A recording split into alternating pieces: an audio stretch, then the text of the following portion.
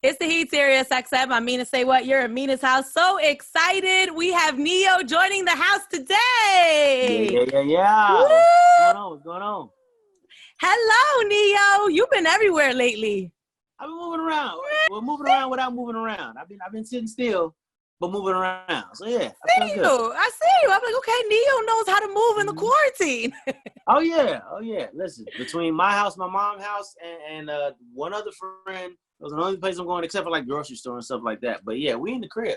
I'm a homebody anyway. You know what I mean? Like I'm definitely the kind of person where if I don't have to be nowhere, you probably catch me at the crib. So I wasn't tripping when there was stay at home. You gotta tell me twice. All right, cool. I'm at the crib. Fine. I'm a homebody too, but like I felt like after a month, it really started to hit me because even if you're a homebody, you still like people. I mean, you crave like social interaction. So after a month, it really started to hit me. I turned into Martha Stewart. a lot of DIY stuff and whatnot. I feel you. Right. Now, you know what it is about being a homebody? You have the choice. You choose to stay at home. When you have to stay at home, it's a whole other thing. You know what I mean? It's a whole other energy. It's like, it's all good when I'm here of my own free will, but now it's like, I ain't got no choice. Damn. Right, exactly. You know what I mean? Well, you've been doing all right performing from home at GMA. Yes. You know, doing the Verzuz battles, Zoom calls, you know, music Zoom. On the way. You moving, Neo. Listen. The beautiful thing about technology and that we live in a digital time is that the world is shut down, but we don't necessarily have to. You know what I mean? So I'm grateful to Zoom. I'm grateful to Swiss and Tim for coming up with the Verzuz thing. It's a great idea. That thing came right on time, didn't it? Like I think that they were doing it before this happened. Yeah. But then when this happened, it was like that was the breath of fresh air everybody needed. You know what I mean? It was a lot of fun. It was a lot of fun. I think that some people got caught up on who won or who lost. I personally thought that I won initially when it was me and Jonte Austin. Of course. But see, then I went back and looked at the playlist. Like if you go and just look at the playlist, it's like, okay, maybe he might have won. Yeah, he might have won. Well, I think it's because he was the sneaker, you know? Like, I didn't realize that people didn't know that he had written it was some songs he played that I didn't know. I'm like, oh wow, I didn't know that you was responsible for that. Right. But you know what? Above anything else, it was a lot of fun, and it was a great moment for R&B. Like we were like, in towards some of the first ones, so we had like 80,000 people. But like 80,000 people for an R&B event. Like, normally hip hop gets the bigger spotlight, just period, as of right now. So for that many people to lock in on something that was strictly R&B like that felt really good. And I really enjoyed your showmanship, in the battle, because we were just coming off like the Neo and Sean Garrett one. And I just really loved how you, Sean, Sorry, the Dream and Sean Garrett. So it was like, yours was so classy and you guys celebrated each other and it was like a breath of fresh air. Like it was so much positive energy that I felt like I needed at that moment, Yeah. Well, I mean, I know I've known Jonte for a while and he's never been anything but a classy dude. You know what I mean? Like he's that cat that's classy whether people are watching or not. You know what I mean? Like that, that's a difference in people. There are people that are impressive when they need to be, and then there are people that are just impressive. He's just an impressive dude. You know what I mean? So I already knew that the energy coming into it was going to be, this is a gentleman's duel, so to speak. Like, you know what I'm saying? He had his wine glass and it was a classy event. Right. And the words versus and battle, like sometimes fall kind of hard. Cause I feel like if you watch, you see that it's not beef at all. Like it's literally, two cats seasoned in quality of what they do. I'm going to play some records. You're going to play some records. We're going to talk about where they came from. We're going to walk down memory lane. You know what I'm saying? It became that. So I was just happy to be a part of it, to be honest with you. Like, I really think that, I hope that once the world opens back up, because I'm being positive thinking. When the world opens back up, I hope that they continue this Verzuz thing. I hope they go live with it. Like, that would be dope to have the two artists somewhere in an arena on a stage, sound clashing back and forth. I think that would be super dope. So I hope something like that happens. I saw Swiss and Timbaland do that at a concert, and that's when I first saw it. And I was like, my mind was blown. And then I'm like, he could really take this on tour, like this whole thing. Yeah. Yeah, like imagine seeing two of your favorite artists, you know, go song for song, performance for performance. Like that would be, I think that would be dope. I think that'd be real dope. Did you see the Verzuz effect? Like Swiss calls it. Like, how did that affect you? The same way it did everybody. My streams went up. You know what I'm saying? I got a few more followers on IG. A couple people that didn't know my name before or you know wasn't familiar with what I've done were educated. Same thing for Jonte. So it was good. All right. Believe it or not, it's the people. There's a generation that does not know everything that I've done. They exist. They out there. So you've been out here moving, performing. I've been reading a lot about you in the blogs, Neo. At first off, just want to say, you know, I'm glad that you and your wife are making it work, and I'm happy for that situation. It's really positive and a good piece of news to have, especially when you see a lot of bad stuff happening. You know. Yeah, man.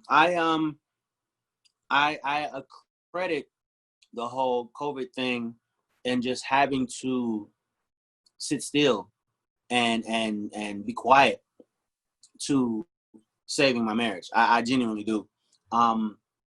We tend to let the opinion of other people and outside influence be way more important in regard to our relationship than we should. We do that a lot. What your friends thinking, what this person's thinking, what Instagram is saying. Like we tend to let all these things that genuinely, in the grand scheme of all things, mean nothing, mean everything. You know what I mean?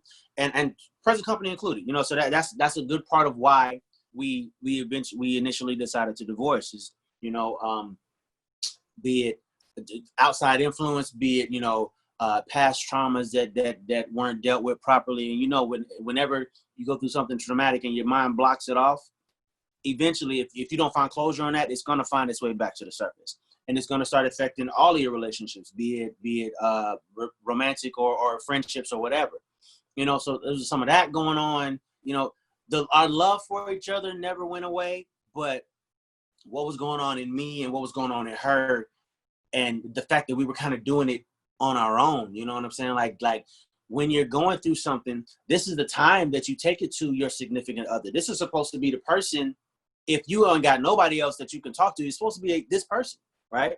So for me to be going through what I'm going through and just to completely block her out of it, you know, just completely, and vice versa, it just created a wedge between us that eventually made me feel like we wasn't going to be able to be a couple, right?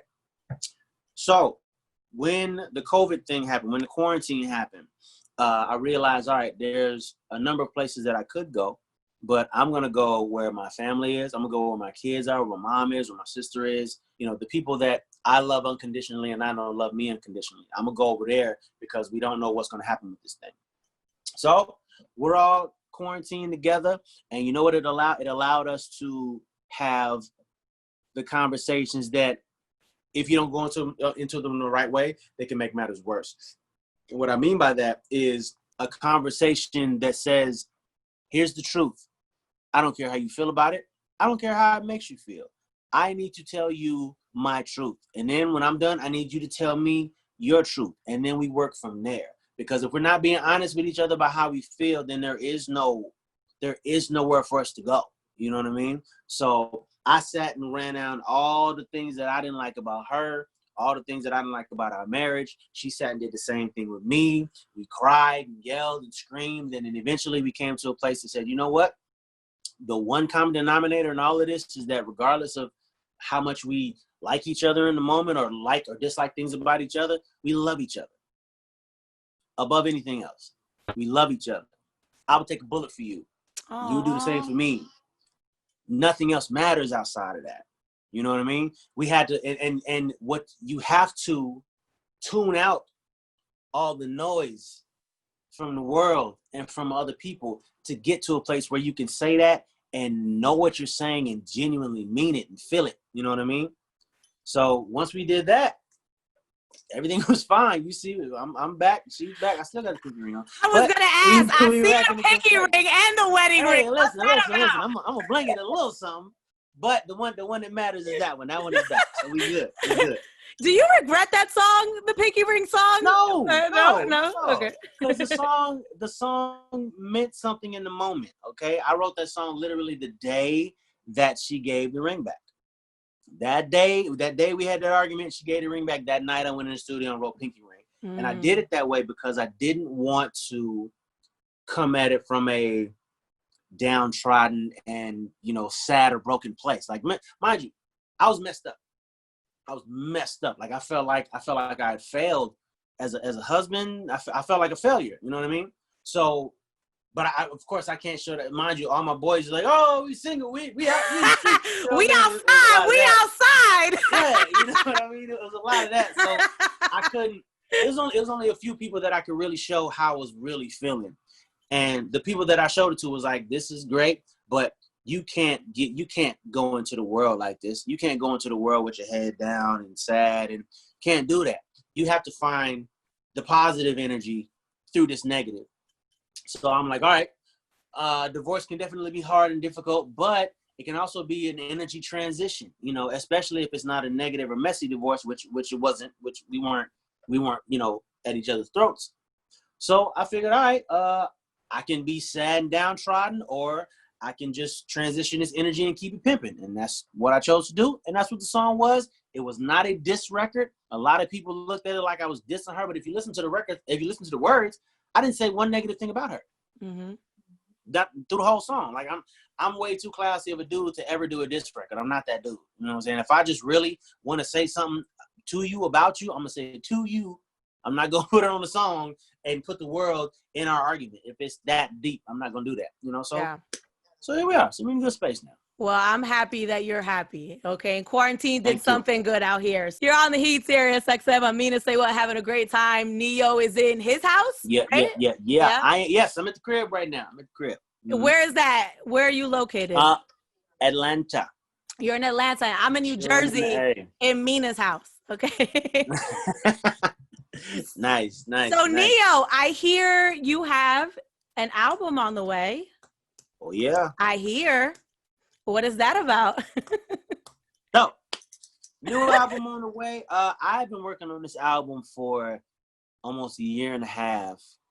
And it was mainly because I did a lot of searching for this album. You know what I mean? I am I'm a seasoned artist, you know what I'm saying? I'm not a millennial, and from when when my first album came out to up to now, the sound has definitely changed. The sound has changed, the energy has changed, the look, a lot of things are different now.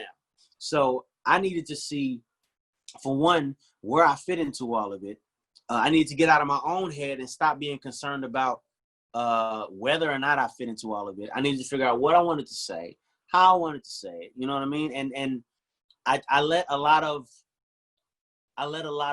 things get in the way that I shouldn't have. Like, the fact that I'm a seasoned artist, I'm not a new cat no more. You know what I'm saying? And there's always that stigma about neo old school and all of that thing. And it's like, that doesn't necessarily have to be a bad thing. I mean, the fact that I've been around this long is definitely a good thing. I've never been a person to follow trend. I've never been a person to put a whole lot of just energy and smoke into a trend. I can acknowledge that that's what's happening right now without completely going against who I am to do something that's hot right now. You know what I mean? So I had to lock my head. I had to get my head around that. I just really had to figure out who the hell I am now. I'm definitely a father. I'm definitely a husband. But I'm also Neo. And, I was Neo before I was a father and a husband. And this transition into this new person that I am, how does this sound? How does this look? And why should people care? All of these things that, by the way, you should never, ever consider when writing music. Don't do it to yourself. What these things do is they then become boundaries, parameters, blocks. It's like, all right, well, I want to do this, but that doesn't really fit the thing, so I'll go back over here. And all of a sudden, your music is empty and shallow and hollow and doesn't feel authentic. You know what I mean? I did a lot of music like that. A lot of music that I pray the world never hears because it just it sounds like, damn, Neil, what the hell are you doing? Like, what is this? It took me it took a lot. This quarantine helped me in a lot of ways, man. Just being able to sit still and just drown out the sound of the world for a minute just really helped me get back to remembering why I love music in the first place. And to that place where it's like, listen, if 10 million people buy it or if 10 people buy it, if you are happy with what you did, if it means something to you, if you listen to it and feel something in your artistic soul and integrity, then you did your job. Your job is not to sell records. That's a record label's job. And I had to like really get to a place where I could lock that in and understand that, because before then I was really not, the music was just not good, man. It was just coming out really, really bad, if I do say so myself. I mean, this is not me beating myself up like I normally do. No, this is me really going, oh my God, no one should ever hear this. This is really that bad. You know what I mean? just the fact that you are in that space just means that you're really authentic, and you're not going to put something out that is not authentic to you. So it's a good place to be in, because it means that you're doing music that feels good to you, not just to follow a trend. And, you've always been very authentic to yourself. Even when you came out, Sexy Love was so different from what was going on, or some of your earlier songs. So you've always been that guy. So I think your authenticity really has helped you, throughout these years. So I'm happy that you're still there. So tell me about this song with Jeremih. You to love. Who you loving? What we talking about? you know who I'm loving. You know where I'm at. I gotta give a shout out to my man Rockstar, because he was an integral part in connecting me and Jeremih. I had met Jeremih before, in passing here and there. Always a super cool dude, you know what I'm saying? Always a real positive vibe, ridiculously talented. We talked about working a million times. It just never panned out. Rockstar did the Pinky Ring record and a couple of other joints on the album. And, we were just sitting having a conversation about, people that I want to work with that I never have. Jeremih's name came up. He was like, oh, hold on, bro. Boop. Got him on the phone. Jeremih pulled up that night. He played me the You to Love record. He brought the track, and he had already did his part to it. And he was like, I think this would make perfect sense for us. And I was like, I think you're right. Jeremih album twice, really, really amazing. And there was a little bit of debate within the camp, like, why would you put this dude on the album twice? Because both songs are dope. What are y'all talking about? Shut up. Anyway. Why not? You to Love was the end result. Yeah, why not? It don't matter. A dope song is a dope song. Okay. Yeah. So let's hear it right now. Brand new. Right. Go ahead, introduce your record, Neo. All right. Ladies and gentlemen, boys and girls, this is Neo, a.k.a. The Gentleman, and this is my brand new joint, You to Love, featuring my homeboy Jeremih. Check it out. You're on the heat in Mina's house. More with Neo up next. You're in a great place right now. I'm really happy to see that. So you've been talking about how positive the quarantine has been for you. And I feel like the past week or two, I've kind of been in like this fog with the quarantine, because I feel like the only outlet that I have is social media. And when I go on social media, there's so much anger and hate sometimes, and fear and negativity. The murder of George Floyd, Amy, aka Karen, calling the cops on this man that simply asked this woman to put her dog on a leash. How are you taking all of this in right now? I'm going to be very honest with you. I hate that I'm in this place. I am slowly but surely becoming numb to it. It's like, okay, much love goes out, love and present string goes out to the family of Mr. Floyd. Everybody was in this big uproar about it happening on film. And I'm like, okay, but it's not like this is the first time that they've killed one of us on film and nothing happened. They got fired. It's murder. How come no one's in prison? How come these cats are not in jail? What's that? So I'm really at a place now where it's like, we done preached, we done marched, we done rioted, what else can we do? Because you know what? We preach and we march and we riot and we do all this on a Tuesday, and then on a Thursday it happens again. So like, what do we do now? Like, I'm just really at a place where, the little emoji to do this, like, this is me right now. Like, what's next? I I don't know. I saw the footage of the people in Minneapolis when they were like throwing stuff at the cop cars. Yeah, they were rioting. I don't know if you saw that. Yeah, and like, so one half of me was very much like, okay, I understand. I'm angry too. This is not the answer. But then on the other side, I was like, you know what? I'm angry too. Yeah, that's right. Yeah, something other than just marching and preaching, because if history has taught us nothing, that don't really work. We march and we preach and we feel bad for a week, and then we move to the next thing. Move on to the next poor, unfortunate person that gets killed by a cop for no reason, and it's an outrage again for a week, and then we move on to the next thing, and then it happens again. When does it stop? When do we get to the point where we're so sick of this shit that somebody actually does something that changes something? That's what I'm waiting on. And I do not have the answer. I don't have the answer at all. I'll never be the person to say, hey, go beat up some cops, or no silliness like that. But at the same time, it's like, what? What can we do that we haven't already done? So I don't know, man. My thing is, protect your family by any means necessary, whatever that means to you. Protect your family. They're not playing fair, okay? They've never played fair, okay? Now they're not even hiding they're not playing fair. They're killing us on film now. They're killing us on camera because they know that they won't be touched. So you know what?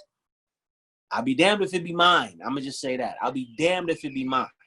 I'm not gonna let it happen, because there's no respect that can even be had anymore. You know, it's like okay. I know for a fact that there's good cops. Again, I have family that in the police force in Detroit and whatnot, so I know that good cops exist. But I don't want to hear not all cops are bad. I don't want to hear that, because where these good cops when bad ones is killing people? Where are the good ones at then? I don't want to hear that, man. So I'm in a very just angry and fed up place with the whole thing. It's like I don't know what's next. I'm tired of marching. I'm tired of preaching. I'm tired of saying Black Lives Matter to people who are purposely deaf to it. I'm tired of that. What does justice look like in the George Floyd case? For me, what does justice look like? All four of them cats go to prison for the rest of their lives. All four of them cats go to prison for murdering a person, for murdering an innocent man in broad daylight on film. You go to prison. If there wasn't cops, if there was anybody else, if there was any other white person, they would do some jail time. Why are these cats not in jail? They got fired. What does that mean? So if I work at McDonald's and I poison the French fries and kill 17 people, and y'all gonna fire me? Or is the cops gonna show up and escort me to my new home for the next 25 of life? Because that's what needs to happen. A life was taken. Yeah. So yeah, that's justice to me. Put these cats in jail. I'm not gonna say a life for a life, because that don't always equate. That don't always equate, unfortunately. But at the very least, these cats need to spend the rest of their lives in jail. How do you explain this to your kids? You know what? What I'm explaining to my kids is that we do not live in a perfect world. We do not live in a place where the person that deserves it always gets it. We do not live in a place where the person that plays fair always wins.